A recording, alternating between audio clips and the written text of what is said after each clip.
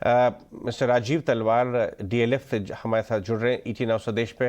राजीव जी, good morning. ET now स्वदेश पे आपका स्वागत है। जितने भी पुराने बड़े इन्वेस्टर्स से हम बात कर रहे हैं लेटली, अभी मधु केला जी खुद ही बोल रहे थे 30 ईयर्स से मार्केट में है। वो कह रहे हैं कि एक 8-9-10 साल के एक हाइएटस के बाद रियल एस्टेट सेक्टर बाहर आ रहा है। हमने वॉल्यूम्स भी देखी हैं और मुझे याद है डीएलएफ की लिस्टिंग हुई थी जब हमने वापस से वो मार्केट कैप 1 लाख करोड़ का अचीव कर लिया है, तो वाकई में इंडिकेशंस तो हैं। लेकिन आपकी एक यूनिक कैपेबिलिटी है कि आप आगे आने वाले ट्रेंड्स को भी बहुत अच्छी तरह फोरकास्ट कर सकते हैं, एस्टिमेट कर सकते हैं। सो अगर आप FY22 ऑनवर्ड्स कुछ समय के लिए रियल एस्टेट स्पेस के लीडर हैं, आप कुछ ट्रेंड्स अगर आप हमारे लिए हाईलाइट करें। जी हाँ, एक जो मैं हाईलाइट करूंगा, ऑफ कोर्स मधु केला बहुत बड़े विशेषज्ञ हैं, पंडित हैं अपने स्फीयर के। मैं वो अपने आप को वो नहीं मानता हूं, बट मैं ये जरूर कहूंगा कि मांग जो है, डिमांड जो है, वो सामान्य से अधिक हो गई है। और जो पैंडेमिक का जो असर था पहले कुछ 2020 में और 21 के पहले 6 महीनों में, वो अब ढलता लग रहा है और डिमांड खूब बढ़ के आगे बढ़ रही है।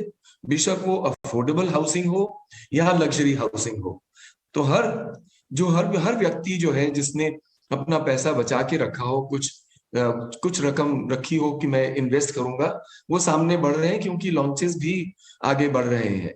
कोई करीबन 2 वर्ष लॉन्चेस कम हो गए थे, अब लॉन्च बहुत सारे प्रोजेक्ट हो रहे हैं। और लगता है कि 2022 में और 23 या इस दौर में आने में शायद इंटरेस्ट रेट्स जो लो हो चुके हैं, और रिजर्व बैंक ने बहुत बढ़िया तरीके से ये lower interest rate regime successfully introduce की है हमारे बैंकिंग सिस्टम में। अब 6.5% होम लोन्स मिलना बिल्कुल लगता है कि एक वाजिब बात है और बड़ी मामूली सी बात है। और आपको मालूम है कि पिछले दशक में ये एक असंभव बात लगती थी। तो इस वक्त यही लग रहा है कि फायदा उठाएं।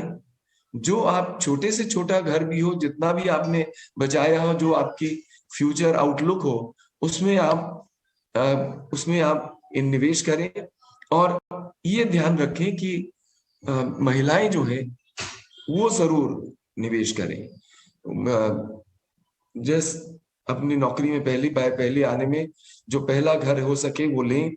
और बेशक विवाह भी हो जाए तो घर का खर्चा अपने पति से की कमाई से चलाएं, और अपनी कमाई से घर के जो इंस्टॉलमेंट्स हैं उनकी पूर्ति करें। क्योंकि एक इमोशनल और फाइनेंशियल सिक्योरिटी मिलना, जो आप नए एम्प्लॉयमेंट जोन में आ रही हैं महिलाएं, उनके लिए बहुत बहुत एक वाजिब बात है और बहुत इंपॉर्टेंट बात है कि हमेशा के लिए जिंदगी का दृष्टिकोण बदल जाता है। तो मेरा विचार यही होगा कि आने वाले वर्षों में जैसे आपकी हैसियत हो, जी बुजुर्ग हो या जवान हो, जरूर सोच समझ के अच्छे प्रोजेक्ट्स में, अच्छी कंपनियों में निवेश करें। Correct, that's quite a wise advice mister Talwar. Morning, pleasure to have you on the show.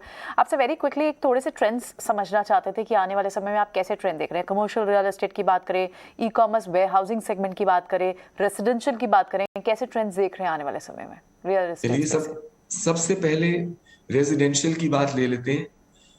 देखिए, रेजिडेंशियल में एक माना गया है कि भारत के हर एक शहर में 50% लोग या तो स्लम्स में रहते हैं या अनऑथराइज्ड कॉलोनीज में रहते हैं। तो इसलिए छोटे जो, जैसे प्राइम मिनिस्टर आवास योजना में 300 स्क्वायर फुट के घर बनाए जा रहे हैं, करीबन 1.25 करोड़ घर बनाए गए हैं। और अब नई वो मिली है, सैंक्शन मिली है करीबन 1 करोड़ घर और बनाने की।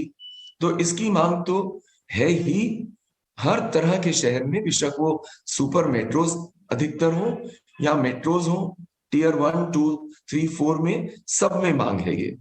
तो उसमें तो आप समझ के चलिए कि जो छोटे से छोटा घर भी ले सके उसको जरूर एक पक्की छत मिलनी चाहिए। कि हमें जो 2020 में हमने देखा था, एक माइग्रेंट रश अपने गांव वापस जाते हुए वो आने वाले समय में कभी भी उपलब्ध ना हो, वो उनको घर एक उपलब्ध हो और पक्की छत मिले, क्योंकि उससे गृहिणी को, बच्चों को और साथ साथ में जो जो भी कमाता है घर में, उनको एक बहुत बहुत इमोशनल कंफर्ट मिल जाएगा और फाइनेंशियल कंफर्ट तो मिलेगा ही। और उसके ऊपर जिसकी जैसी क्षमता हो वो उसमें जरूर निवेश करें, क्योंकि अब जब बढ़ रही है, घर बढ़ रहे हैं और इंटरेस्ट रेट्स कम है, तो उसका फायदा जरूर उठाना चाहिए हर एक नागरिक को, कि अपनी क्षमता के अनुसार, और कंपनीज देख के कि किस में करना है, क्या उनका ट्रैक रिकॉर्ड है, कितना वो रेरा में रजिस्टर्ड है, कितनी बिल्डिंग बन चुकी है या कितने जल्दी बनने वाली है, उसका जरूर ध्यान रखें। दूसरी चीज, अच्छी कंपनी जो कंस्ट्रक्शन की हो वो देखें। इतना भारतवर्ष में काम चल रहा है इंफ्रास्ट्रक्चर में कि जो गिनी चुनी आधा दर्जन या दर्जन कंपनियां हैं कंस्ट्रक्शन की, उनके ऊपर बहुत जिम्मेदारी आने वाली है। तो मैं तो यही कहूंगा कि घर खरीदना रेजिडेंशियल तो अलग, पर जितने हमारे टेक्निकल बच्चे हैं या टेक्निकल विशेषज्ञ हैं, उनको जल्द से जल्द एक गुट होके या एक ग्रुप में बना के जरूर अच्छी कंस्ट्रक्शन कंपनीज लॉन्च करनी चाहिए। इसमें भारत की बहुत बड़ी कमी है कि जितनी कंपनियां बढ़ जाए उतने ही घर ज्यादा बनेंगे, उतना ही इंफ्रास्ट्रक्चर ज्यादा बनेगा और टेक्नोलॉजी का उतना ही एब्जॉर्प्शन होगी। तो इस वक्त एक टाइम है जबकि सब लोग पैंडेमिक के कारण टेक्नोलॉजी को बहुत अच्छी तरह से अपना रहे हैं, तो वो एक अब इस कंस्ट्रक्शन सेक्टर में भी टेक्नोलॉजी का एब्जॉर्प्शन, ग्रीन बिल्डिंग्स, और जितने कम से कम जिसमें एनर्जी यूटिलाइज हो उतनी बिल्डिंग्स में आप नाप तोल के, देख के, ज्ञान पाके तभी निवेश करें। जब आया ऑफिस बिल्डिंग्स का सवाल, तो ये मानना पड़ेगा कि इस तरह से वृद्धि हो रही है जीडीपी में और जीडीपी की दर में कि ऑफिसेस जो कि कोविड प्रिकॉशंस लेते हुए वापस लोग आएंगे, तो मेरे विचार में ऑफिसेस की डिमांड भी बढ़ेगी, आने वाले दशक में जरूर बढ़ेगी। और ये पूरी कैसे होगी ये भी देखना होगा, क्योंकि बहुत ठीक है जी। राजीव सर, एक क्वेश्चन मेरा ये भी था, क्योंकि काफ़ी सारे लोग मकान इन्वेस्टमेंट के लिए भी लेते हैं, कुछों को तो वास्तव में ज़रूरत होती है जिनका घर नहीं है। इन सब के पीछे एक बेस होता है ब्याज की दर, वो जो बहुत सस्ती है, जो रिकॉर्ड स्तरों पर हमको मिल रही है। ये कब बदलेगी या नहीं बदलेगी? ऐसी ब्याज की दर हम इंजॉय करेंगे 1, 1.5, 2 साल, 3 साल? मुझे तो लगता है कि इन्फ्लेशन पे डिपेंडेंट होगा कि ये ब्याज की दरें कब बढ़ेंगी। और आपके पहले कार्यक्रम में आप बात कर ही रहे थे इन्फ्लेशन की, तो जल्द से जल्द व्यक्ति को अपना लोन लेना चाहिए। पर उससे भी अधिक जो आपने बड़ा एक अहम सवाल रेज किया है कि कई लोग इन्वेस्टमेंट के लिए करते हैं। हमें पूरे देश के तौर पे ये देखना है कि घरों की पूर्ति हो, रोटी की पूर्ति होगी है, कपड़ा की पूर्ति होगी है, अब मकानों की पूर्ति हो।